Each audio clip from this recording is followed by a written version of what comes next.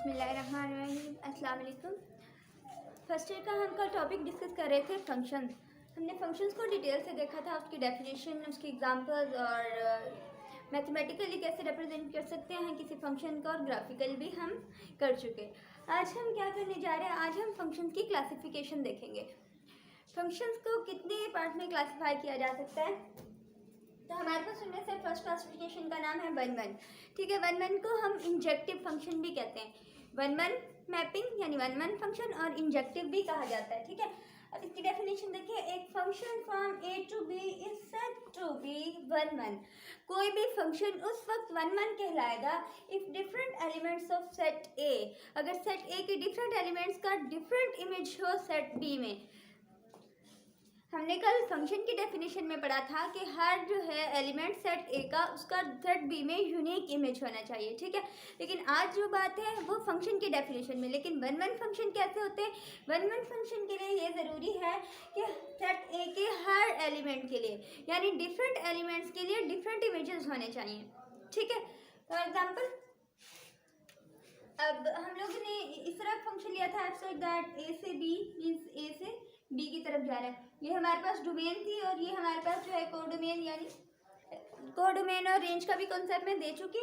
अब वो तो वैसे तो हम अगर set B as a whole देखें तो वो हमारे पास कोडोमेन होगी, लेकिन हम देखेंगे कि हमारा फंक्शन जो हमारी डोमेन है उसके कौन से एलिमेंट्स जो है वो सेट बी के किस किस एलिमेंट के साथ मैप्ड हो गए।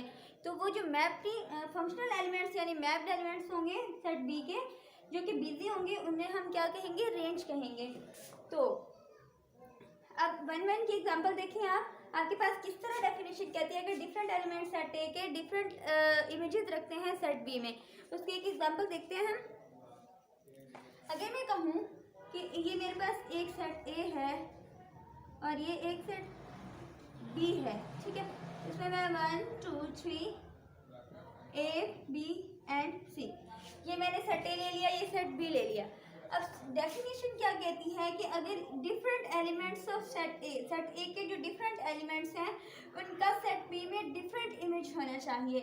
मतलब इसके लिए हमारे पास ये इमेज, ये 2 के लिए इमेज बी, 3 के लिए हमारे पास इमेज सी।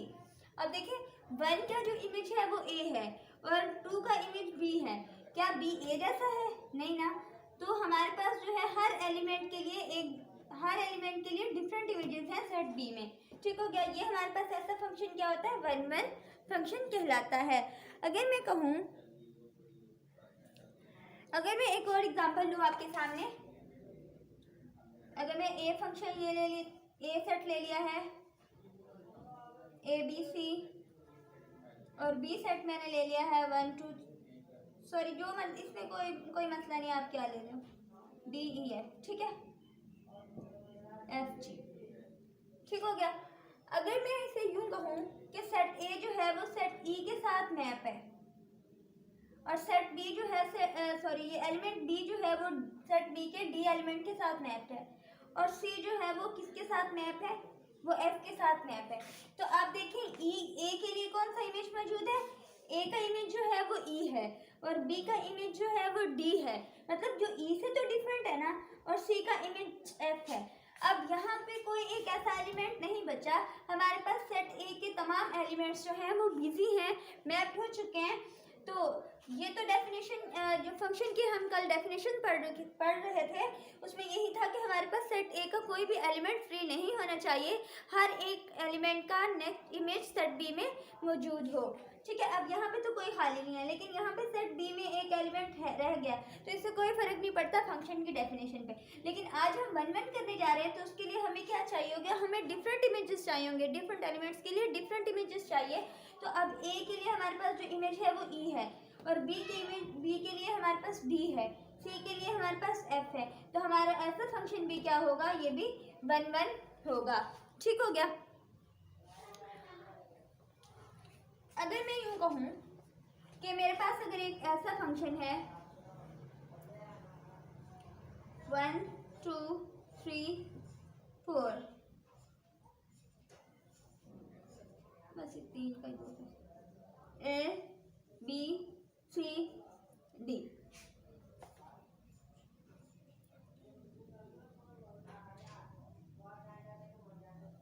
अगर मैं यूँ कहूँ कि इस तरह से मैपिंग है, अब देखिए 3 के लिए तो हमारे पास सी इमेज है, ठीक है। अब 1 के लिए भी ए है और बी के लिए भी ए है। क्या ये 1 1 है? हरगिज़ ही 1 1 नहीं हो सकता। क्यों? क्योंकि अब इन दोनों एलिमेंट्स के लिए हमारे पास ये डिफरेंट एलिमेंट्स थे, इनका इमेज हमारे पास सेम आ रहा है। लेकिन हमारी डेफिनेशन क्या कहती है कि डिफरेंट एलिमेंट्स के लिए, सेट ए के डिफरेंट एलिमेंट्स के लिए हमारे पास जो सेट बी में डिफरेंट इमेज होना चाहिए। यहाँ पर डिफरेंट इमेज हमें नहीं मिल रहा, तो ऐसे फंक्शन को हम 1 1 नहीं कह सकते। तो ये हमारे पास जो है ये 1 1 नहीं है। ठीक हो गया। अब हम देखते हैं कि इसको रेज कर लें। मैथमेटिकली हम किस तरह 1 1 फंक्शन को रिप्रेजेंट कर सकते हैं। होप सो ये आपको ये वाली एग्जांपल समझ आ गई होंगी।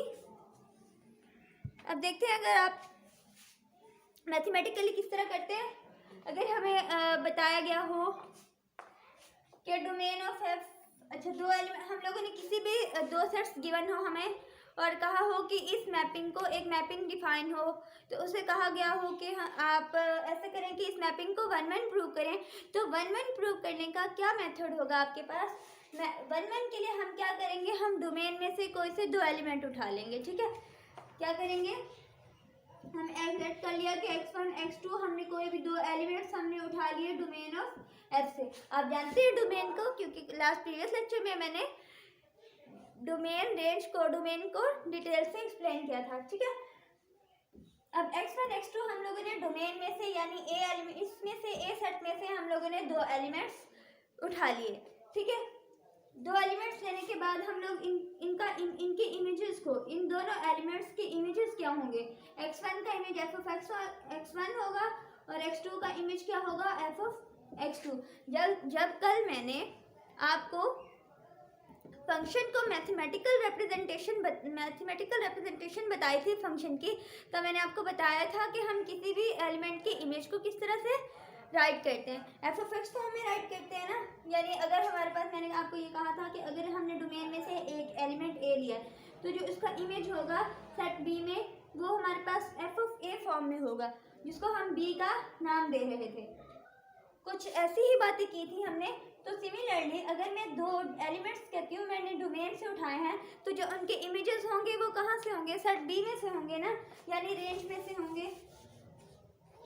उनके इमेजेस कहाँ से होंगे, रेंज ऑफ एफ, रेंज में से होंगे। ये इनके इमेजेस जो हैं वो कहाँ से होंगे, रेंज ऑफ एफ, उस फंक्शन के रेंज में से होंगे। ये फंक्शन है आपके सामने, ए से मैं इस डोमेन से मैंने दो एलिमेंट लिए, उनके इमेजेस जो हैं वो रेंज में मौजूद हैं। और हमने क्या करना है, 1 1 प्रूव करने के लिए इन दोनों इमेजेस को, जो हमने दो एलिमेंट्स उठाए थे, उन दोनों के इमेजेस को इक्वल रख देना है। अब यहाँ देखें, f of x1 is equal to f of x2, इनके इमेजेस को हमने क्या रखना है, हमने इक्वल रख देना है, ठीक है। अब एफ ऑफ x1 अगर आप वर्ड करें तो एफ ऑफ x1 जो है किसका इमेज है, x1 का। इस पर डेफिनेशन जो हमें मैपिंग दी हुई होगी उसके हिसाब से हमने डेफिनेशन अप्लाई कर देनी है, ठीक है। अब एफ ऑफ x1 जो है वो किसका इमेज था, x1 का, और एफ ऑफ x2 जो है हमारे पास किसका इमेज है, x2 का। जब हमारे पास इस तरह की चीज़ आ जाए, x1 is equal to x2 आ जाए, तो हम कह सकते हैं, इसका क्या मतलब है कि हर एक एलिमेंट के लिए, हर डिफरेंट एलिमेंट के लिए, एक डोमेन के हर डिफरेंट एलिमेंट के लिए, रेंज के डिफरेंट एलिमेंट का मतलब इनका इमेज जो है वो सेट बी में मौजूद है। डिफरेंट एलिमेंट्स के लिए सेट ए के डिफरेंट इमेजेस सेट बी में मौजूद हैं, ठीक हो गया। ये होगी हमारे पास 1 1 की एग्जांपल, मतलब एग्जांपल नहीं, सॉरी, इसको मैथमेटिकली हम यूँ प्रूव करेंगे, ठीक हो गया। अब मैं आपको एक और एग्जांपल देती हूँ। एक फंक्शन लेके हम देखते हैं कि हम कैसे इस डेफिनेशन को, यानी इस रिप्रेजेंटेशन को जो है यूज़ करते हुए हम किस तरह किसी फंक्शन को 1 1 प्रूव कर सकते हैं। ये मैं रेज कर दूँ।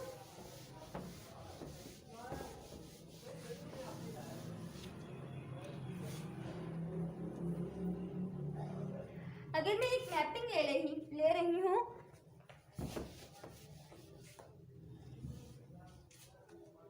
अगर एक मैं मैपिंग लेती हूँ, कैसी मैपिंग है मेरे पास, F such that real R से आर की तरफ, आर यहाँ पे क्या है, रियल नंबर्स का सेट है, ठीक है। मैंने कैसी मतलब एक मैपिंग डिफाइन करवाई है आर से आर की तरफ, और एक जो फंक्शन है मेरे पास वो क्या है, f of x is equal to, मैं क्या ले लूँ, एक्स का स्क्वायर यानी एक्स का क्यूब, कोई भी ले लूँ। मैं एक बार आपको 1 प्रूव करवा के दिखाती हूँ और फिर मैं ये भी बताऊँगी कि हमारे पास कैसे कंडीशन आ जाए तो वो 1 नहीं रहता। पहले हम 1 प्रूव करने जा रहे हैं। यहाँ पे क्या है, एक्स का क्यूब प्लस 1, ठीक है। ये हमारे पास एक कोई भी मैंने एक फंक्शन लिया जो कि आर से आर की तरफ डिफाइंड है और एक फंक्शन इन्होंने दिया हुआ है f of x is equal to x का क्यूब प्लस 1। अब हमने देखना है कि ये गिवन फंक्शन जो है हमारे पास क्या है, ये 1 है या नहीं है। ठीक हो गया।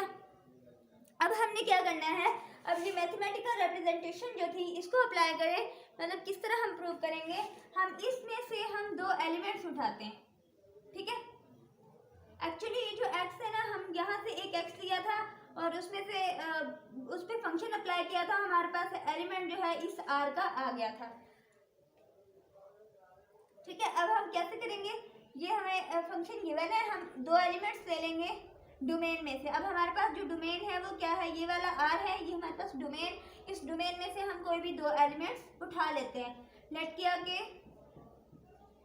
x1 और x2 जो है वो हम लोगों ने किस में से ले लिए, हमारे पास यहाँ पर डोमेन r है तो r में से हमने 2 एलिमेंट्स उठा लिए, ठीक है। अब हमने सेकंड स्टेप में क्या करना है, उनके इमेजेस को इक्वल रखना है। क्या करना है, हमने उनके इमेजेस को इक्वल रखना है। अब देखिए x1 का इमेज क्या होगा, वो f ऑफ x1 होगा और इज इक्वल टू x2 का इमेज क्या होगा, हमारे पास f ऑफ x2 होगा। अब हमने f ऑफ x1 और f ऑफ x2 इन दोनों, ये हमारे पास x1 और x2 के इमेजेस हैं, इन दोनों इमेजेस को हमने क्या रखा है, वो इक्वल पुट कर लिया। अब आपको पता है, आपको ये बताया गया है फंक्शन कि f of x is equal to this, आपको ये चीज़ गिवन है।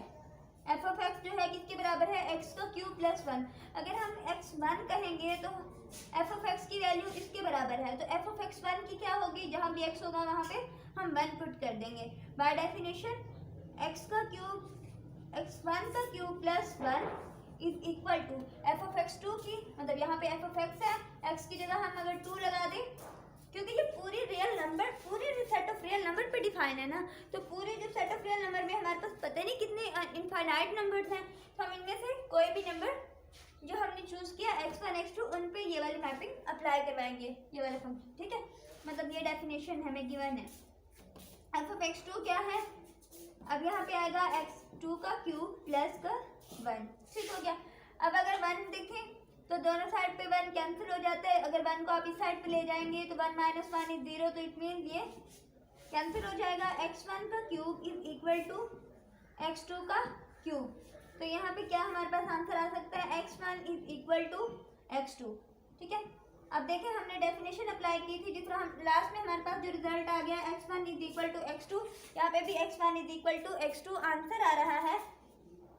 तो हम कह सकते हैं कि ये जो हमारे पास गिवन फंक्शन है वो क्या है, ये 1 फंक्शन है। कैसा फंक्शन है, 1 फंक्शन है, ठीक हो गया। अब एक और एग्जांपल लेती हूँ, मैं देखती हूँ कि वो फंक्शन भी 1 है या नहीं।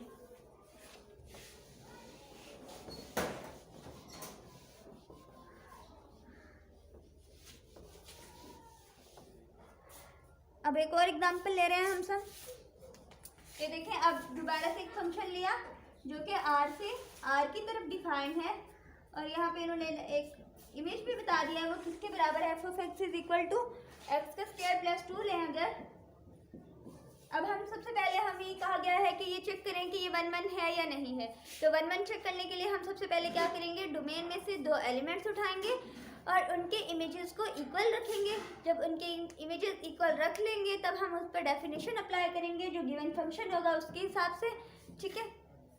डेफिनेशन अप्लाई करने से हमारे पास जो है आंसर लास्ट में हमें बता देगा कि हमारे पास जो गिवन फंक्शन जो हमसे पूछा गया है वो 1 है या नहीं है।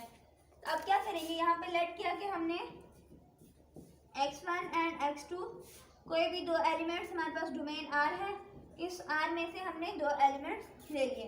अब इनके इमेजेस जाहिर सी बात है कि वो हमारे पास रेंज में से ही होंगे, तो इस x1 का इमेज क्या होगा, f ऑफ x1 और x2 का इमेज क्या होगा, f ऑफ x2। वो कहाँ से बिलोंग करेंगे, रेंज में से करेंगे, दूसरे इस r में से करेंगे, ठीक है। अब हमने डेफिनेशन के मुताबिक इनके इमेजेस को इक्वल रख लेंगे। f(x1) is equal to f(x2), ठीक है। अब f(x1) की क्या डेफिनेशन है, x का square plus 2 is equal to x2 का स्क्वायर प्लस 2। आप क्या करेंगे, 2 दोनों साइड पे पॉजिटिव है, अगर एक कोई साइड पे ले आए तो वो नेगेटिव का हो जाएगा, कैंसल आउट। तो अब क्या करना है, x1 का square is equal to x2 का स्क्वायर। आपको पता है जब हम खुद से स्क्वायर रूट लेते हैं तो साथ हमारे पास क्या आता है, प्लस माइनस भी आता है। तो अगर हम इसका स्क्वायर रूट खत्म करना चाहें दोनों साइड पे तो हमारे पास जो आंसर आएगा x1 का square is equal two plus minus x2 का स्क्वायर आ जाएगा, ठीक है। ये इससे कैंसिल तो हो जाएगा क्योंकि हमारे पास बनेगा x1 is equal two plus minus x2। अब देखिए, अब यहाँ पे ये बात है, क्या ये हमारे पास इस तरह की कंडीशन है, मतलब x1 is equal to x2 आया, नहीं आया। यहाँ पे प्लस माइनस x2 आ रहा है, तो हमारे पास ये क्या है, 1 1 फंक्शन नहीं है। क्यों 1 1 नहीं है, क्योंकि एक बार हमें ये आंसर पॉजिटिव देगा और एक बार आंसर नेगेटिव देगा, ठीक है। तो ऐसे फंक्शन को हम, ये 1 1 फंक्शन नहीं है, ठीक हो गया। अब हम क्या करने जा रहे हैं, अब मैं आपको कुछ और बातें हैं जो 1 1 फंक्शन से रिलेटेड वो बताती चलूँ कि हमारे पास एक लीनियर फंक्शन जो होता है वो हमेशा 1 1 होता है। अगर एक लीनियर फंक्शन जो होता है वो हमेशा हमारे पास 1 1 होता है। उसके अलावा जिस तरह अगर फॉर एग्जाम्पल इस तरह का कोई फंक्शन आ जाए, x equal to ax plus b, ठीक है, इस तरह का कोई फंक्शन हो हमारे पास तो वो हमेशा क्या होता है, ये ऑलवेज लीनियर, ये लीनियर फंक्शन है, ये क्या है, लीनियर फंक्शन है, और ये हमेशा क्या होता है, ये 1 1 होता है। हाँ, लीनियर फंक्शन जो है हमारे पास क्या होता है, 1 1 होता है।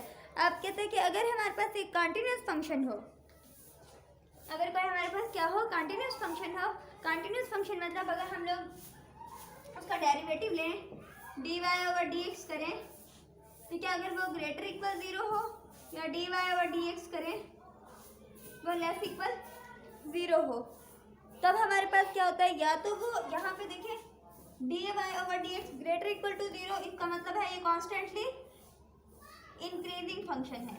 ये क्या है, मतलब ये बिना घटे बढ़ता जाएगा, हमेशा इसमें इसका आंसर जो है वो क्या देगा, हमें पॉजिटिव आंसर देगा।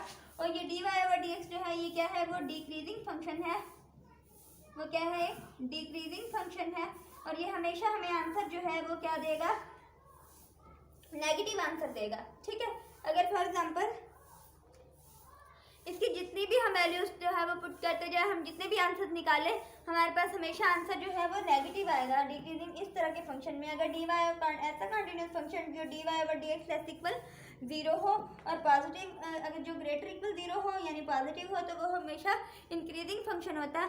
और ऐसा फंक्शन जो हमेशा इंक्रीजिंग हो और या हमेशा डिक्रीजिंग हो, ठीक है, ऐसा फंक्शन जो हमेशा से इंक्रीजिंग हो या हमेशा डिक्रीजिंग हो, ऐसा फंक्शन भी 1 1 होता है, ठीक है। कोई ऐसा फंक्शन हो जो कभी इंक्रीज यानी कभी पॉजिटिव वैल्यू दे, कभी नेगेटिव वैल्यू दे, कभी पॉजिटिव दे, कभी नेगेटिव दे, इस तरह का जो फंक्शन होता है वो हमारे पास 1 1 नहीं होता।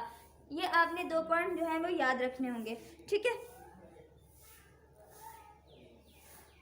अब अगर देखें, आप चाह रहे हो कि इंक्रीजिंग फंक्शन किस तरह का, तो इंक्रीजिंग फंक्शन की अगर मैं आपको मिसाल दूं, यहाँ पे होगा अगर f of x is equal to, अगर x का क्यूब प्लस 4 करती हूँ मैं, सॉरी हाँ, 4 x का क्यूब प्लस 4, ठीक है, ये मैंने एक फंक्शन लिया और मैं इसका डेरिवेटिव ले लेती हूँ, तो dy ओवर dx करूँगी, इसका डेरिवेटिव लूँगी तो मेरे पास क्या आ जाएगा, 3x का स्क्वायर आ जाएगा, और 4 कांस्टेंट है, कांस्टेंट का डेरिवेटिव 0, 3x का स्क्वायर। अब यहाँ पे x की वैल्यू आप कुछ भी पुट करें, हमारे पास x का स्क्वायर है ना, यहाँ पे क्या है, x का स्क्वायर है, आप चाहे नेगेटिव वैल्यू पुट करें या पॉजिटिव वैल्यू पुट करें, आपको आंसर तो पॉजिटिव ही मिलेगा।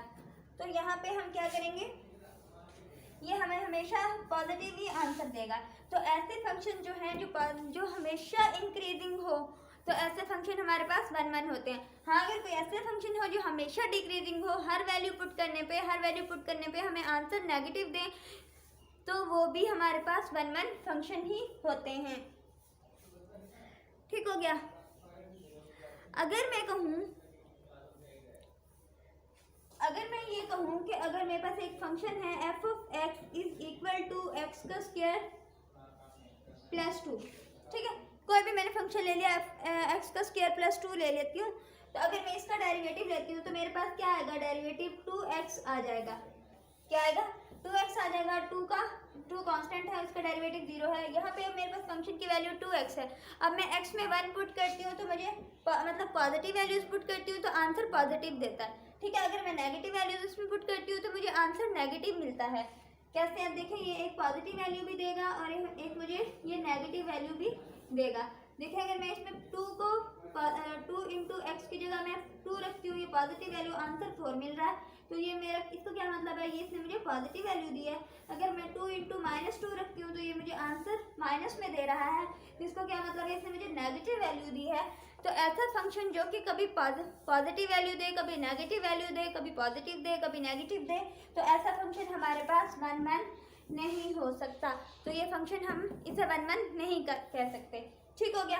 बस ये याद रखना है कि हमारे पास जितने भी लीनियर फंक्शंस होते हैं वो वन वन होते हैं। उसके अलावा ऐसे फंक्शन जो ऐसे कॉन्टिन्यूस फंक्शन या अगर वो हमें हमेशा से पॉजिटिव वैल्यू दे तो भी वन वन, अगर वो हमेशा से नेगेटिव वैल्यू दे यानी डिक्रीजिंग हो तब भी वो वन वन। अगर ऐसा फंक्शन हो जो कभी बढ़ रहा हो, कभी कम हो रहा हो, यानी कभी पॉजिटिव वैल्यू दे रहा हो, कभी नेगेटिव वैल्यू दे रहा हो, तो ऐसे फंक्शन को हम वन वन नहीं कह सकते। ठीक हो गया। ये हमारा तकरीबन वन वन का तो काम हुआ कंप्लीट। अब चलते हैं हमारे पास ऑन टू फंक्शन पे। अब हमारे पास है onto function. Onto का दूसरा नाम हमारे पास क्या होता है, सर्जेक्टिव फंक्शन भी इसे कहा जाता है। जैसे अगर कहते हैं हमारे पास एक फंक्शन हो एफ सच दैट ए से बी इज ऑन टू, वो उस वक्त ऑन टू होगा if each element of set B set के यानी कोडोमेन के हर element is the functional image of element of set A. वो सेट ए के हर एलिमेंट, सेट ए के किसी भी एलिमेंट का फंक्शनल इमेज हो। यहाँ डेफिनेशन पे अगर गौर करें तो यहाँ क्या कहा जाता है, each element of set B के सारे एलिमेंट्स जो हैं, जितने भी एलिमेंट्स सेट बी में मौजूद हैं वो सारे के सारे मतलब बिजी होने चाहिए, उनका वो फंक्शनल इमेज हो सेट ए के किसी भी एलिमेंट के। एग्जाम्पल से आपको बात समझ आएगी। ये देखें, हमारे पास दो सेट्स हैं ए बी, उनके दरमियान हमने एक फंक्शन मतलब एक मैपिंग करवा रहे हैं। वो क्या है, एक इसके लिए वन के लिए हमारे पास एक इमेज है ए वन का इमेज जो है वो ए है, एफ ऑफ 2 क्या है वो बी है, एफ ऑफ 3 क्या है वो सी है। ठीक है, मतलब वन के लिए एक इमेज ए, 2 के लिए इमेज बी, 3 के लिए इमेज सी। लेकिन अब वो क्या कह रहा था कि हमारे पास जो है वो सेट ए के एलिमेंट्स अब हमने नहीं देखने।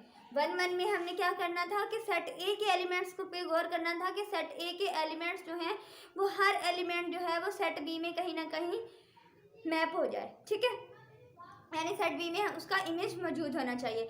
लेकिन अब जो बात है ऑन टू में यानी सर्जेक्टिव में, सर्जेक्टिव का क्या कहने का मतलब है कि हमारे पास सेट बी पे गौर करेंगे। सेट बी में कोई भी एलिमेंट जो है वो फ्री नहीं होना चाहिए। ठीक है, अब देखिए सेट बी के लिए एक एलिमेंट ए है, इसका फ्री इमेज कहाँ पड़ा हुआ है, सेट ए में मौजूद है। अब ये देखिए बी है, इसका फ्री इमेज जो है हमारे पास सेट ए में मौजूद है। अब सी जो है इसका हमारे पास फ्री इमेज सेट ए में मौजूद है। इसका क्या मतलब हुआ कि ये फंक्शन हमारा जो है, ये फंक्शन अगर गौर करें तो हमारे पास सेट ए के भी सारे एलिमेंट्स बिजी हैं, सेट बी के भी सारे एलिमेंट्स बिजी हैं। हर एक के लिए जो है वो एक इमेज मौजूद, सेट ए के हर एलिमेंट के लिए सेट बी में इमेज मौजूद है और सेट बी के भी सब एलिमेंट्स के लिए जो है वो प्री इमेज ए में मौजूद है। तो ऐसे सेट को हम इसको वन वन भी कह सकते हैं, बल्कि कहते हैं भाई ये वन वन भी है और हमारे पास ये ऑन टू भी है। ठीक है, ये वाला फंक्शन हमारे पास वन वन भी है और ऑन टू फंक्शन भी है।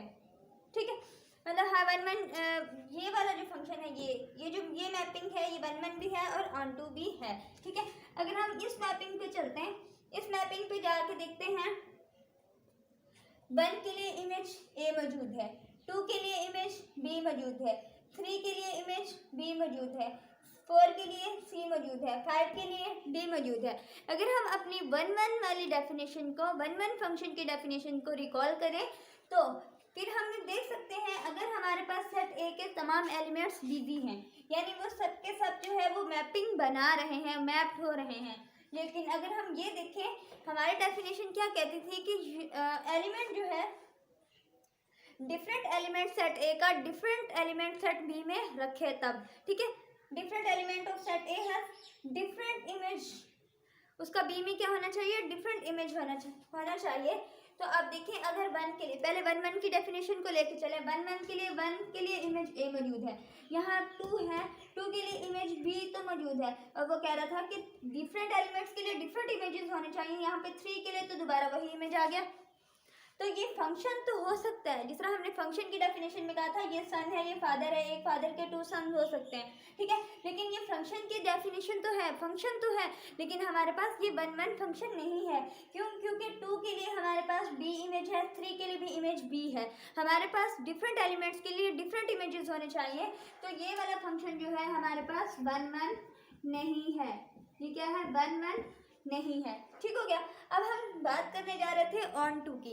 ऑन टू में देखें, ऑन टू में हमने देखना है कि हमारे पास जो सेट बी है वो बिजी है, उसमें कोई एक ऐसा एलिमेंट तो नहीं जो फ्री हो, जो जिसकी मैपिंग मौजूद ना हो या जो मैप ना हुआ हो।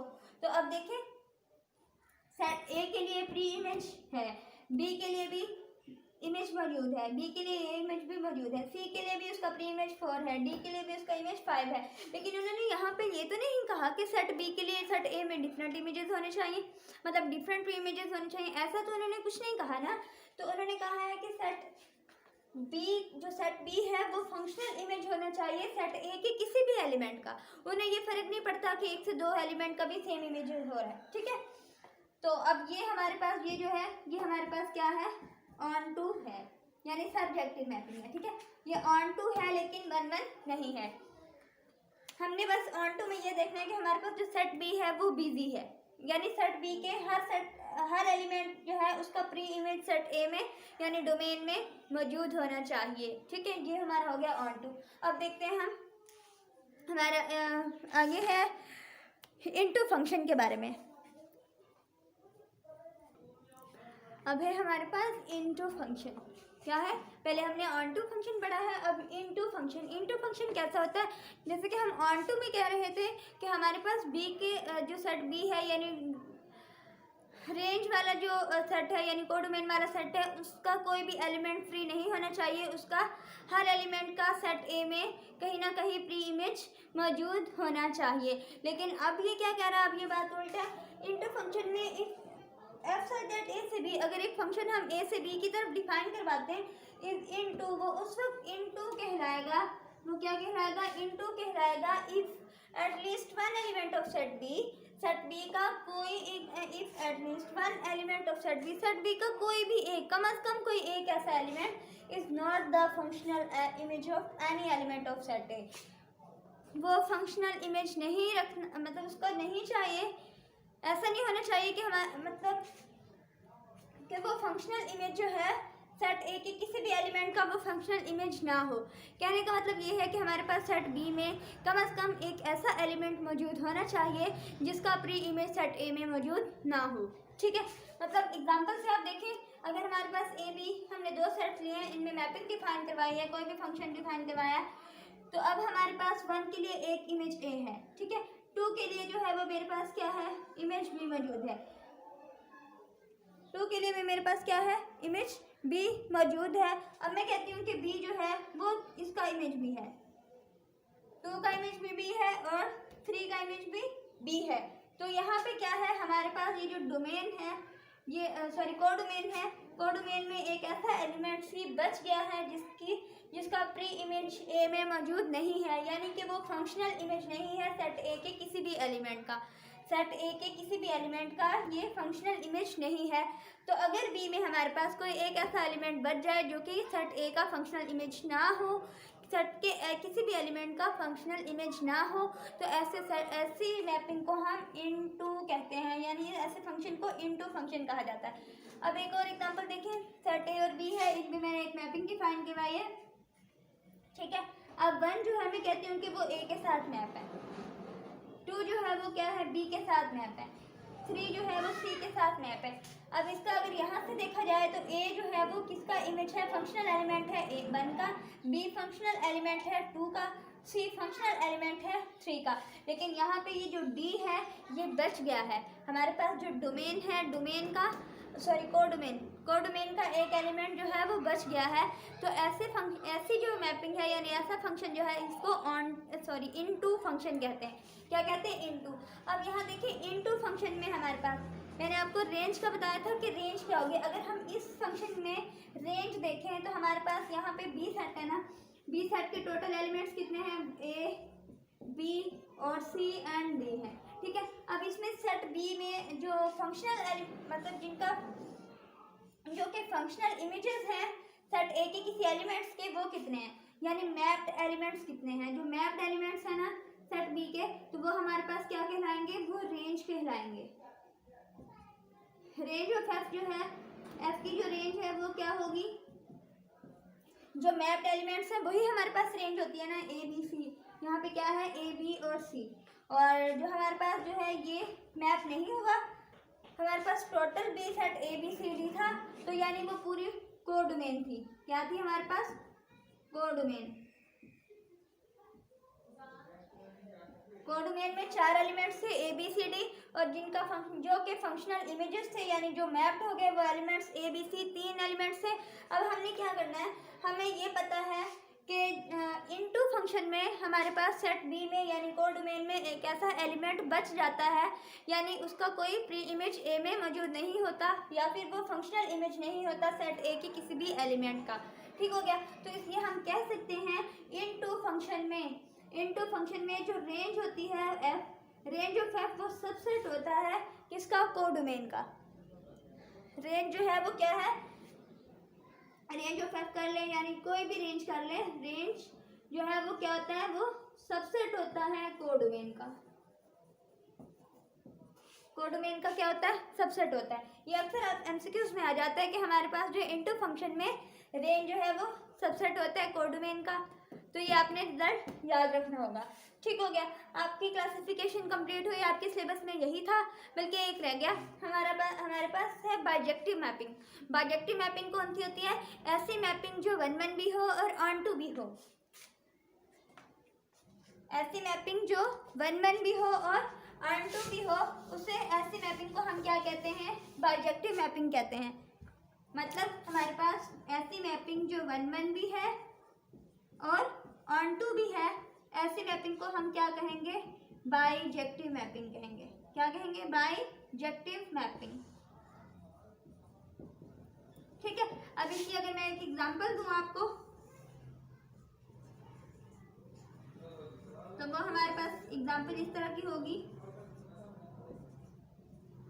1 ए के साथ, 2 बी के साथ, 3 सी के साथ। यानी हमारे पास 1-1 को अगर देखें तो ए का कोई भी एलिमेंट जो है वो फ्री नहीं है, यानी सारे के सारे जो है वो अपना सबका इमेजेस बी में पड़ा हुआ है, ठीक है। मतलब यानी ए का हर एलिमेंट सेट बी में मैप्ड है। अगर सेट, ये तो होगी हमारी 1-1 की डेफिनेशन। अगर हम मतलब डिफरेंट एलिमेंट्स के लिए डिफरेंट इमेजेस पड़े हुए हैं आपके सामने, 1 के लिए ए है, 2 के लिए बी है, 3 के लिए सी है, यानी हर डिफरेंट एलिमेंट के लिए हमारे पास डिफरेंट इमेजेस बी सेट में मौजूद हैं। अब अगर हम ये 1-1 की डेफिनेशन होगी, अगर हम ऑन टू की डेफिनेशन देखें तो ऑन टू में उन्होंने कहा था कि हमारे पास सेट बी जो है वो सारे का सारा बिजी होना चाहिए, उसमें कोई भी एलिमेंट फ्री नहीं होना चाहिए। यानी कि सेट बी जो है, सेट बी में जितने भी एलिमेंट्स हैं वो उन सबका प्री इमेज ए में मौजूद हो। ए का प्री इमेज 1 है, बी का प्री इमेज 2 है, सी का प्री इमेज 3 है। तो इसका क्या मतलब है, ऐसी मैपिंग जो है ये 1-1 भी है और ऑन टू भी है, तो ऐसी मैपिंग को हम क्या कहेंगे, ये बाइजेक्टिव मैपिंग है। क्या है, बाइजेक्टिव मैपिंग। तो ये हमारा फंक्शन से रिलेटेड जितना काम था, ये कॉन्सेप्ट बेसिक जो हमने कंप्लीट कर लिया, ठीक है। इंशाल्लाह अब हम एक्सरसाइजेस करेंगे। ये हमने जो फंक्शन पढ़ा है ना, ये शायद अब इस लेवल पे तो आपके इतने काम ना आए, लेकिन ये हमेशा ज़िंदगी में सारी ज़िंदगी साथ साथ चलता रहेगा, ठीक है। आपने इसको अच्छे से अंडरस्टैंड करना है। तो इंशाल्लाह प्रैक्टिस कीजिएगा। अगर फिर भी कोई कन्फ्यूजन हुई तो आप कमेंट करके पूछ सकते हैं, इंशाल्लाह मैं आपको ज़रूर जवाब दूंगी। अब के लिए इजाज़त दीजिए, अल्लाह हाफिज़।